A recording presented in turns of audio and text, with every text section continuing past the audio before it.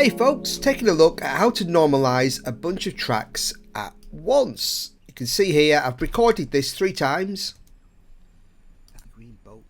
Very quiet. Beautiful pea green boat. Louder. Some honey and plenty. Louder.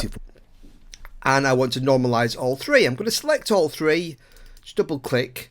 Now you can normalise in file, but if I go to track, functions, normalise region gain, and then I'm going to select not collective selection because it'll normalise everything together based on like a summation of the 3. Okay, I'm going to normalise individual regions. So I'm going to apply. Okay, and there we go. We've got some honey and plenty of to see in a beautiful pea. They took some honey and alright, we've got 3 normalised honey tracks. and plenty of. Okay, nice and simple.